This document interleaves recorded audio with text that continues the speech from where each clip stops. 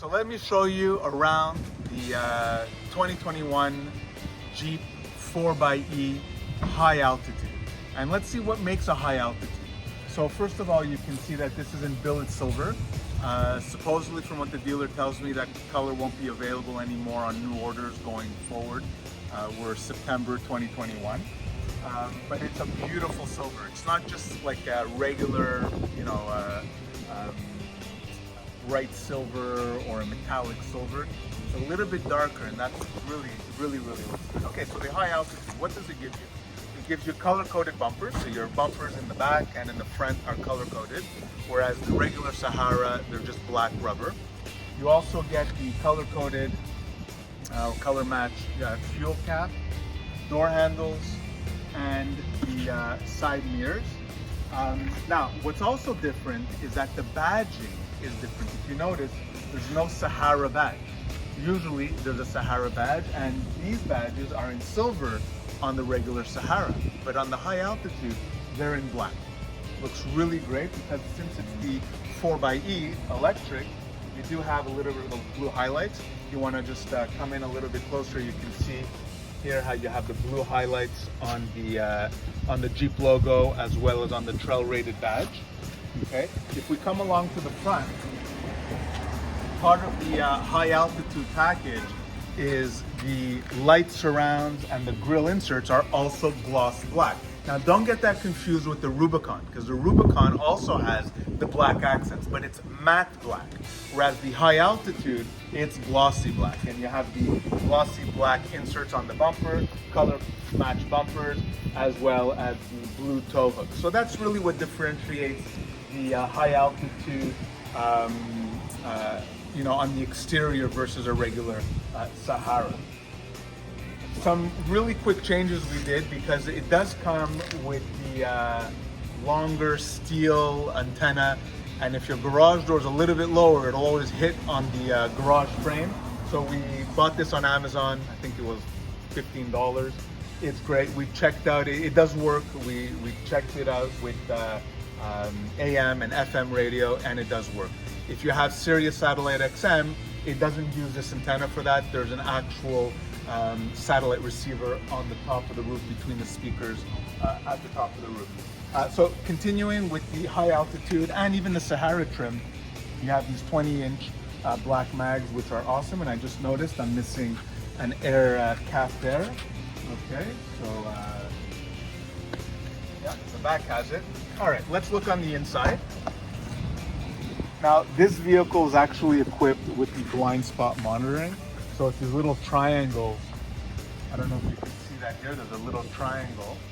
That triangle picks up any blind spot, turns yellow. Now, this is really cool. You probably know, and I haven't seen on all the reviews out there, I haven't seen this or anyone talking about this, but what's the leather interior on the high altitude versus the Sahara? Now, we know that the high altitude has these diamond stitching. It's kind of an orange stitching, which looks really nice. But it doesn't end there. It's actually a different leather. I've had German brand vehicles before, and a lot of them talk about Napa leather. So this is what I think it feels like. I don't know if it is Napa leather, but the leather surfacing in the center of the seat is super soft, has this rich smell to it. It's not like on the regular Sahara. Even though the regular Sahara has embroidered Sahara on the back of the seat, the high altitude does not. But the center of the leather is much smoother, much more refined. It's different. Definitely feels a lot more premium. On the side, I don't know if this is vinyl or leatherette. That feels more like the leather on the regular Sahara seat. That this textured leather is everywhere on the regular Sahara. But the high altitude has a little bit of a different treatment. And if you come in a little bit closer, you can see how smooth and poreless these seats are. Now, what's really cool too is that with the high altitude, this orange stitching is everywhere. You have it on the seats, you have it on the steering wheel, and you have it on the dash as well. Okay, so it's really nice like that. So in the back, you can see the stitching, diamond stitching. It's still a It's still there. They've included that in the back seats as well. And what's really cool is that Jeep loves putting all these little Easter eggs everywhere. So if you look at the rubber Jeep carpets, these are the all-weather mats. You have like a pick and shovel, which is kind of like archaeological dig. You have a Jeep here, an old Willis Jeep, 1941 Jeep. On the front mat, you have a dinosaur skull. So it's really cool, you know, it's all these little things. Here you have the Alpine system. You have the speakers on the top here. You also have the one Sky Touch convertible top that opens up. It's completely electronic, which is awesome, and it really gives you that convertible feeling. So we really like that. Let's go to the back. So if we open up in the back again, the 4xe in black, whereas the regular Sahara, it would be in silver. So having the silver paint with the black accents really looks great, and especially with the mags, looks awesome as well. In the back, you have your Alpine stereo system. Here you can put some extra little things. Oh, this is cool. This is what I wanted to show you guys. A lot of the Jeeps come with this. What is this for? And it's cool. You got the little pick and shovel. This is basically when you're going to put the windshield down. On the front, you have the sensors for, I guess, adaptive cruise control, whatever it is. All the cameras are up high on the windshield. That piece behind the rear view mirror actually stays there. So when the windshield goes down, this you put, I guess you just insert it or put it on top just to cover the camera, since there's no more glass protecting it. So that's what this is for. I think this is pretty cool. I got here my dog blanket, so when we take the dog with us, we can protect the back seats. Another thing that I've noticed that a couple of videos were talking about was the finish of the paint on the rear hatch. So if you look at it, there's a lot of orange peel. It's not the same finish as the rest of the car. I guess that's a Jeep thing. And you know, that's what it is. You can see there's a little bit of defects and all that kind of stuff. As you know, it's a 4xe, so therefore it means that you're plugging it in. It's a hybrid plug-in, and this is where you would actually plug it in right here. And let me show you my setup, what I have in my home.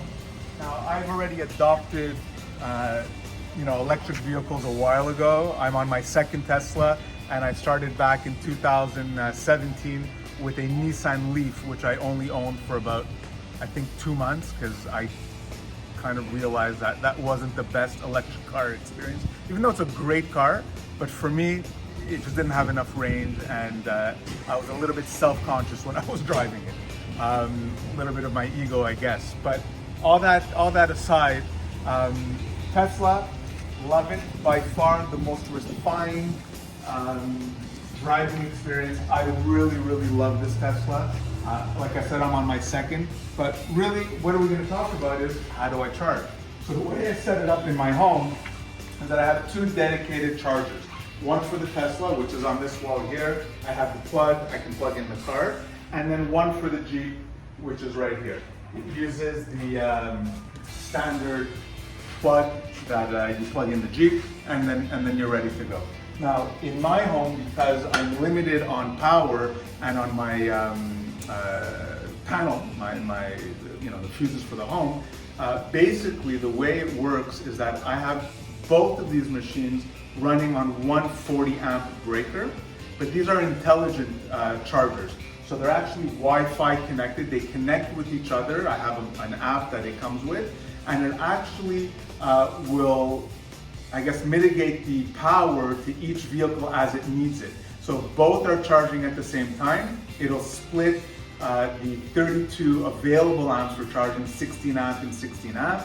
If one is finished, then the other one will ramp up to 32 amps, and vice versa. So this way, my wife and I, we can plug in at any given time of the day, and we always know when we leave, the cars are fully charged. So it's, you know, it's a matter of convenience. So here's a great view of the front. It really looks stunning, especially with the black accents.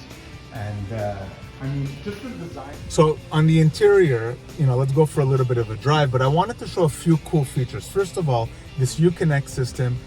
Coming out of the Tesla, I thought it would be way too complicated. They overcomplicated it or made it way too redundant by, you know, having multiple ways of doing the same thing. but I actually like it. It's very responsive. It works really, really well. But this is what's cool. When I put it in reverse, you get the rear camera. So you see the rear camera right there. And from that, you can actually click to see the front camera. And when you turn the steering wheel, it'll actually follow where your tires are pointing to, which I really like. So it's dynamic that way. And there's even a little button, if you press it, it'll wash the front camera. So it'll actually clean the camera when you're off-roading and it gets dirty. So again, from the rear, you have that. It's also dynamic so that you can see where you go. So if I go reverse, we'll go for a little drive. So what are my driving impressions of the Jeep?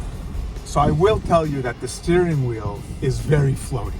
So you turn and then it turns. You turn the wheel and then the Jeep turns. So it definitely has a little bit of floatiness. So if you're thinking that this is going to be responsive like a normal SUV or another type of vehicle, it's not. But is it bad? No, it's not bad. Once you get used to it, you just need about a day or so to get used to it. It's actually quite awesome. You're sitting up high. You feel really good when you're behind the wheel of this Jeep. And the reason is that the materials are high end. The steering wheel leather feels amazing. I'm not sure if it's the same steering wheel leather in the high altitude as it is in the regular one. To me, this feels like the same Napa leather feel that my seats feel like. I love the way the dash is laid out. I love the materials with the stitching on the dash. It looks really, really good that way. The whole shifting here, if you see down here, this is where the buttons are. So obviously, if you're new to Jeep, you'll go towards the door to open the windows, and the switches aren't there. The reason why the switches are in the middle is because with the Jeep, you can take the doors off, right? So obviously, if the doors are not there, you're not going to be able to open and close your windows. However, what is interesting is that the mirror controls are still on the door, obviously, because when you take the doors off, the mirrors go off with them. So if you drive with no doors, you also have no mirrors. And I know there's some aftermarket kits where you can add on mirrors when the doors aren't on, but that's what it is. The other thing I found weird is that there's no one touch up on the window buttons. There is one touch down, but not one touch up, which I find a little bit strange. I don't think it would have been too difficult for them to have done that. As far as the impressions with the roof, what's great with the roof is you don't really feel a lot of wind or anything coming in. So it definitely feels like a convertible when you look up, but you don't feel that wind turbulence like if it was a convertible. So I really like that. I think that's a great feature. And I would highly recommend that you get this one-touch sky roof, because for me to start taking off those freedom panels or if you have the convertible top, I think it's a lot of work. And especially where I live in Montreal, Canada, it could rain pretty much at any time, and so you never want to get caught in the rain. Even though I have heard of some Jeep owners, letting their Jeeps get rained on, and then they just, I guess, shop vac it out or whatever. And that just gives you that. This vehicle is also equipped with the adaptive cruise control. And having the adaptive cruise control, you can have the buttons right here. You can see the buttons on the steering wheel, so you can turn it on here. This is your distance, how far from the vehicle ahead of you. You also have your cell phone buttons, and it also connects to Siri. So when you're connecting your phone to the Apple CarPlay, in my case, I have an Apple, you can use Siri and give commands. What's really, I find very convenient, first time I've ever had it in a vehicle, the volume button is on the back of the steering wheel. And I actually really, really like that. You can control the volume on the back of the steering wheel, and you can change the channels with the left hand and volume with the right hand. So it's a really great feature.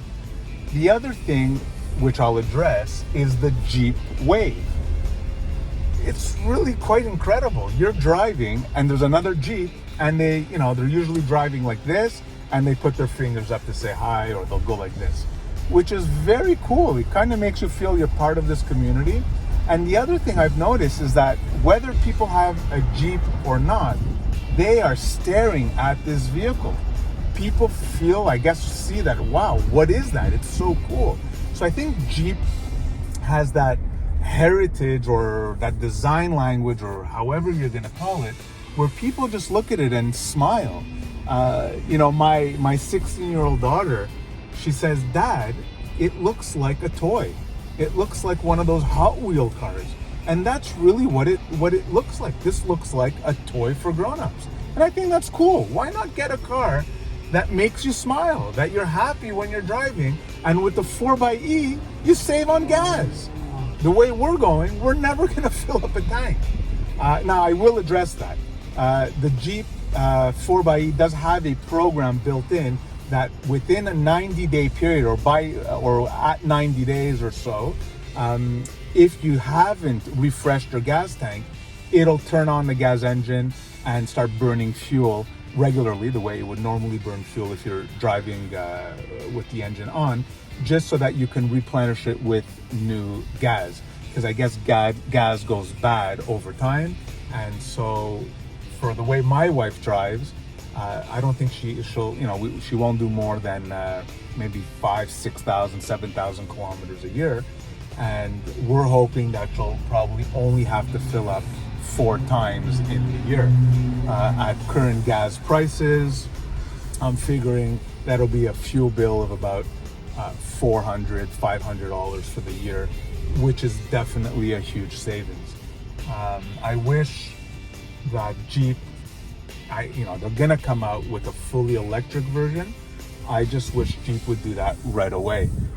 Having a gas engine, I don't think you need it. I guess range is a problem, range anxiety for sure. My Tesla is a standard range plus.